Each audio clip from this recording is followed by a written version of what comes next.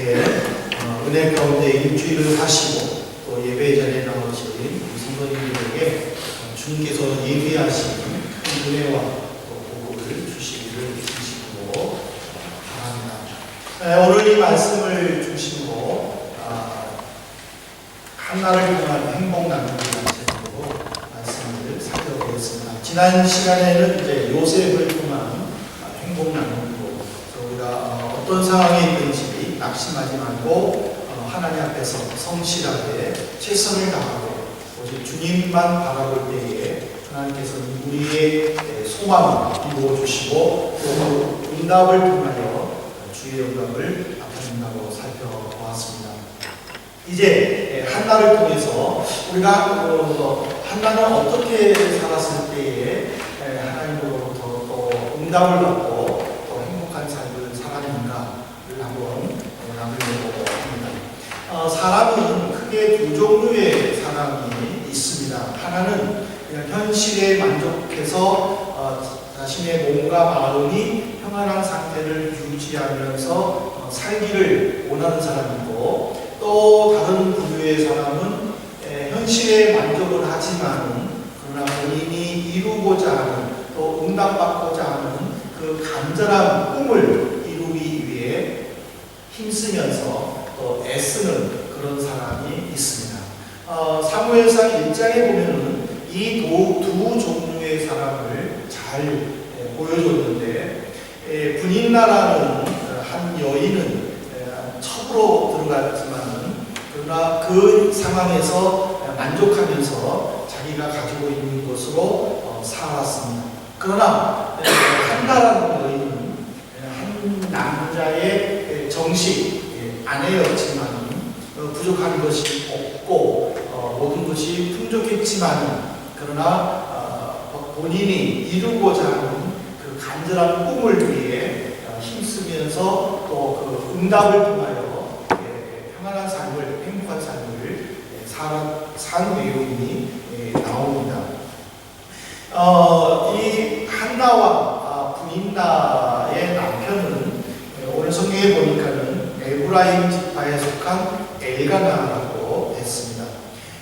엘가나는 한나와 결혼을 했지만 자녀를 낳지 못하는 한나로 인해서 분인나라는 또 여인과 결혼을 해서 이제 아이를 낳게 됩니다. 그러나 엘가나가 그 한나에게 향한 그 애절한 사랑이 8절에 보면은 내가 그대에게 10아들보다 낫지 아니하냐라고 했는데, 이 말은 뭐냐면 당신과 나 사이에 10명의 아들이 있다 할지라도 내가 당신을 사랑하는 만큼 기쁘겠느냐라는 그런 애절한 그런 사랑의 고백입니다. 그러면서 근데 이거는 단순히 립 서비스만은 아닙니다. 성경에 보면은 엘가나는 항상 그 온 식구들과 함께 1년에 한 번씩 살고 있는 곳에서 실로라는 곳으로 내려와서 하나님께 제사를 드렸는데, 그 엘가나가 이제 제사의 이제 분깃들을 다 나눠줄 때 분인나와 그의 아들에게는 그냥 정당한 할당된 재물을 줬지만은 그러나 한나만큼만은 꼭 2배를 줄 정도로, 그래서 그것이 분인나에게는 시기와 질투를 일으킬 정도로 그렇게 사랑을 했습니다. 하지만 이런 남편의 지극정성인 사랑을 입은 한나지만은 그러나 성경은 그녀의 삶이 행복하지 않다라고 기록되어 있습니다. 특별히 사무엘상 1장 6절의 말씀을 보십시오. 여호와께서 그에게 임신하지 못하게 하심으로 그의 적수인 분인나가 그를 심히 격분하게 하여 괴롭게 하더라. 그러니까 한나가 아이를 못 낳는 것은 그 여인에게 문제가 아니라 하나님의 섭리라는 것을 기록하고 있으면서도 불구하고 분인나라는 그 첩 때문에 한나가 굉장히 힘들고 아픈 상황을 지금 갖고 있다는 것을 보여줍니다. 이 심히 격분이다. 이 격분이라는 의미를 보면요, 몹시 분하고 노여운 감정이 북받쳐 오름이라는 뜻으로 해석이 되어 있습니다. 그러니까 분인나는 한나로 하여금 화를 내게 하는, 또 한나로 하여금 감정이 북받쳐가지고 어떻게 할 줄 모를 정도의 그런 상황으로 몰고 가는 행동과 말을 했다라는 것을 지금 기록하고 있습니다. 그런데 이런 한나가 사무엘상 2장을 가보십시오. 사무엘상 2장의 1절을 보면은요, 내 마음이 여호와로 말미암아 즐거워하며 내 뿔이 여호와로 말미암아 높아졌다라고 찬양을 했습니다. 어떻게 1장에서는 막 격분이 돼가지고 자존심 상해하고, 그리고 다른 사람들이 볼 때에는 부족한 것이 없이 행복한 것처럼 보이는데도 불구하고 매일매일 슬픔으로 살던 그 여인이 어떻게 2장에서는 시작하자마자 내가 여호와로 말미암아 찬송한다라는 이런 고백을 했을까?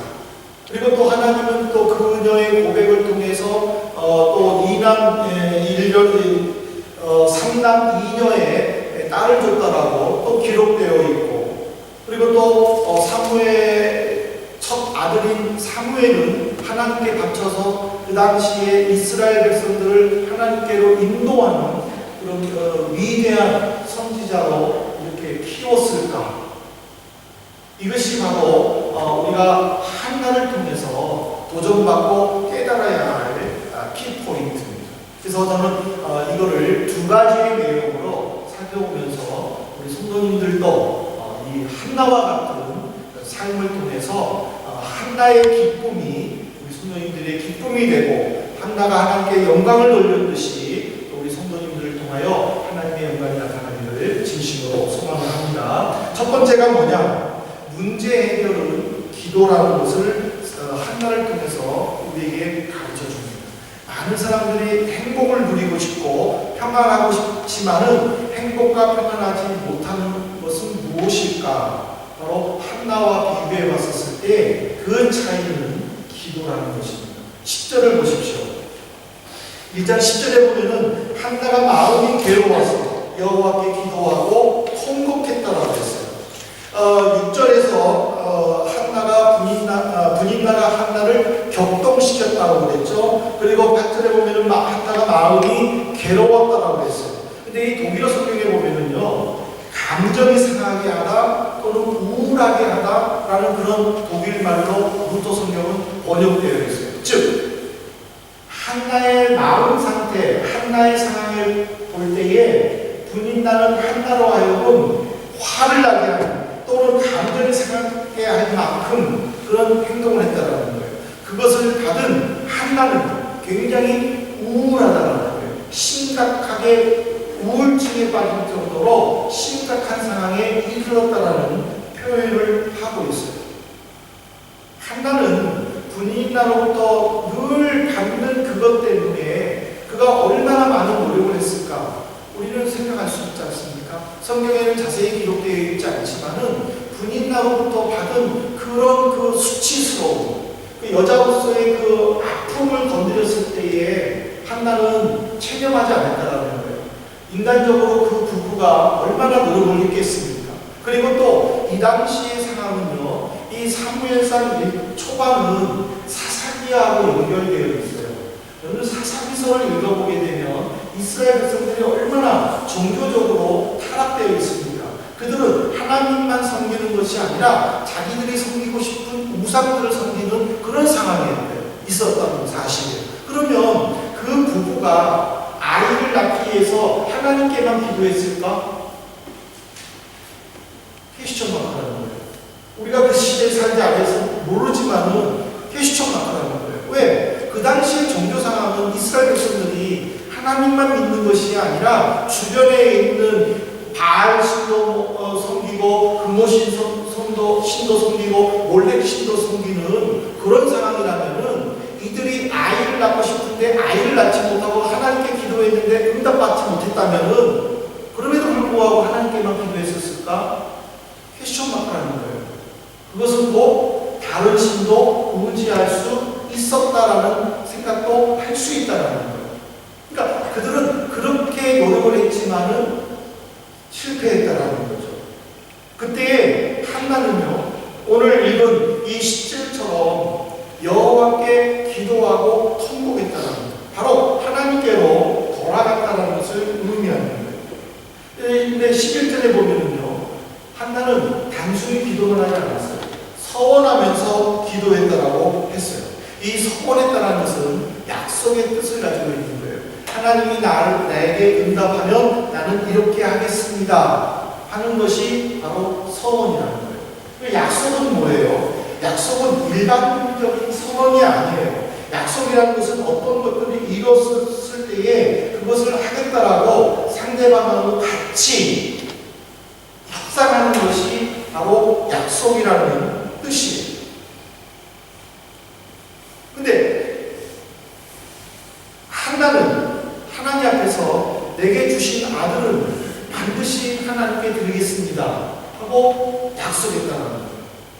근데 이제 조금 곁다리로 넘어가서 영적 지도자가 얼마나 중요한가를 이 엘리 제사장과 한나와의 대화를 통해서 알 수 있어요. 한나는 마음이 너무 괴로운 거예요. 너무 괴롭다 보니까는 이게 소리를 내서 기도할 만큼의 어떤 그런 감정이 정리가 되어 있지 않는 거예요. 그러니까 그는 하나님의 법궤가 있는 성전에서 무릎을 꿇으며 중얼중얼하는 거예요. 왜? 자신의 감정이 너무 복잡하기 때문에 이렇게 오함을 지을 수도 없는 상황이라는 거예요. 그런데 엘리는 그 옆에 앉았다가 뭐라고 했어요? 큰 소리를 내지 않고 중얼중얼하니까는 위로해 주지는 못할 것 같죠? 너 술 취해가지고 어디 성전에서 기도하고 있느냐고 지금 책망하는 거예요. 성도가 예배당에 나와서 기도할 때는 무언가 간절함이 있잖아요. 갈급함이 있잖아요. 평안하면은 기도하고 싶은 마음이 있어, 기도하고 싶은 마음이 없는 거예요. 근데 힘들고 어려울 때는 오지 말라 해도 예배당으로 와서 기도하게 하는 것이 성도들의 모습이라는 거예요. 그러면 한나가 예배당 성전 앞에서 눈물을 흘리며 기도할 때는 온전한 지도자라면 위로해줘야 되지 않겠어요? 말씀으로 위로해주고 격려해줘야 되지 않겠어요? 근데 엘리 제사장은 책망을 하는 거예요. 근데 한나를 보세요. 엘리 제사장으로부터 응답 말씀을 들을 때에 그는요, 마음에 평안함을 얻었어요. 울며 불며 음식도 먹지 않던 그녀가 집에 돌아갔었을 때에는 평안함을 얻었다는 사실이에요. 오늘 우리가 이 한나를 통해서 우리가 바라봐야 될 것은 내 마음에 얼마나 갈급함이 있느냐, 그런 것이 중요하다는 거예요. 되면 좋고 안 되면 그만이에요. 굳이 내가 신경 쓰면서까지 이렇게 해야 되는가? 지금 아무런 어려움도 없는데, 아무런 부족한 것이 없는데, 그렇게 산다면은 이것이 과연 하나님이 원하시는 삶의 목표인가? 우리는 한번 심각하게 점검해 보아야 된다는 사실. 하나님이 기뻐하시지 않는다면은 우리의 삶은 바꿔야 된다는 거예요. 그 바꿈이라는 것은 뭐냐면은 정말 하나님이 원하는 것이 무엇인가? 내가 하나님 앞에서 주어진 꿈을 성취하기 위해서 내가 어떻게 살 것인가?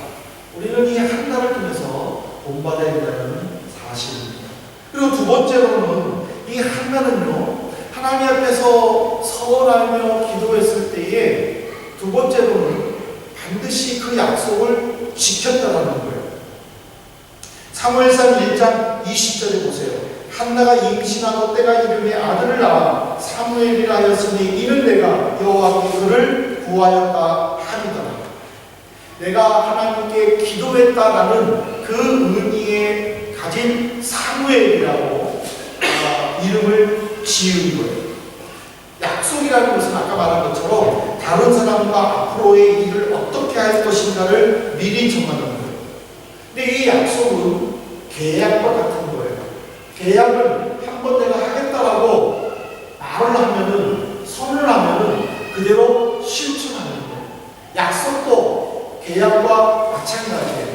한 번 약속한 것은 돌려서는 안 된다는 거예요. 우리가 보통 그 쓰는 문장 중에 이런 문장을 쓰잖아요. 화장실 가기 전과 갔다 오고 나서 틀리다.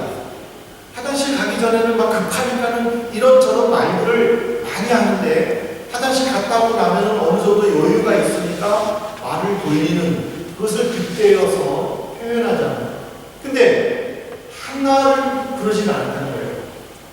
한번 우리가 한나를 보십시다. 한나가 얼마나 아이를 기다렸겠습니까? 그 모진 순환과 또 그 고통을 당하면서 얻은 아이 아닙니까? 근데 이 아이를 위해서 기도했지만 자기의 말 한마디로 인해서 아이가 당장 내 곁을 떠나서 혼자 생활해야 되는 그 입장이 되었을 때에 온전한 엄마라면 할 수 있을까? 여러분들의 어머니들을 한번 생각해 보십시오. 여기에 보내놓고 어머니는 그래 너 잘 가라 그러고는 편리했었어요? 아니잖아요. 부모님의 입장에서는 안절부절하잖아요.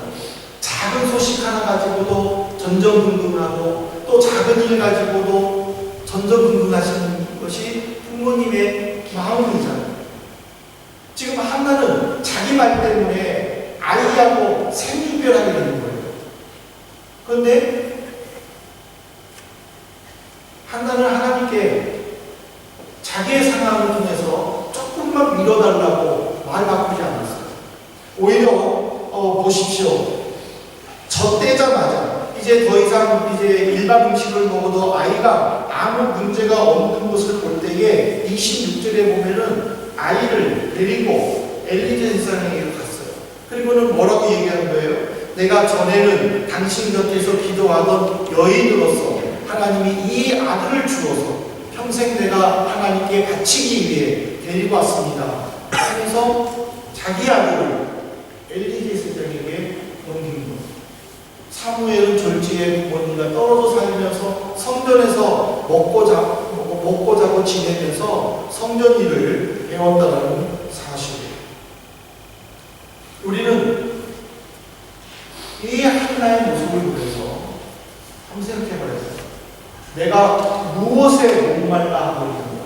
내가 무엇에 갈급하며 무엇을 더 의지하고 있는가? 세상과 하나님은 함께 할 수가 없는 거예요. 마치 물과 기름이 따로 놀듯이 따로 노는 거예요. 마태복음 6장 24절에 보십시오. 한 사람이 두 주인을 섬기지 못한 것이니 혹 이를 미워하고 저를 사랑하거나 혹 이를 중히 여기고 저를 경히 여깁니다.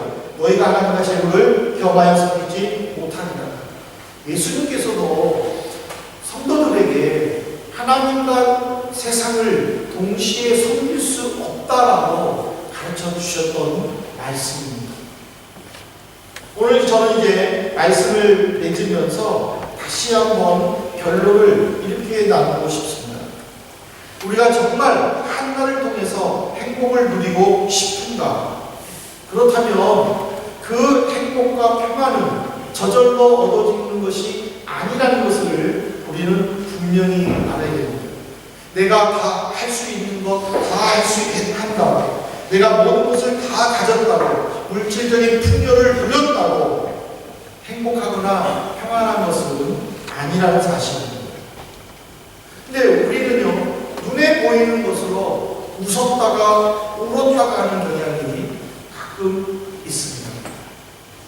눈에 보이는 것으로 만족해서는 안 된다는 거예요. 왜? 예수님께서 나를 아시고 나의 필요한 모든 것을 다 채워주시기 때문입니다. 그러므로 우리가 해야 할 일은 모든 것을 주님께 맡기고 어떤 상황에서도 마음의 평안을 누리는 것이 한나와 같이 행복을 누리는 일인 줄로 믿으시기를 바랍니다. 그러나 이거보다 더 중요한 것은 뭐냐면은 하나님 앞에서 영적인 문제가 해결될 때입니다. 성도는 주님과 함께 살 때에 빛을 발하는 거예요. 물고기가 물속에 있을 때에 마음껏 사는 거예요. 마찬가지로 우리가 주님 안에 있을 때에 행복한 거예요. 주님 안에 있을 때에 문제가 해결되는 거예요. 주님과 함께 있을 때에 주의 뜻을 이룰 수 있다는 사실입니다. 우리 성도님들이 어느 곳에 있든지 이 사실을 믿으시길 바랍니다. 그리고 한나의 길을 걸으시는 우리 성도님 되시기를 주님의 이름으로 축복합니다. 이 시간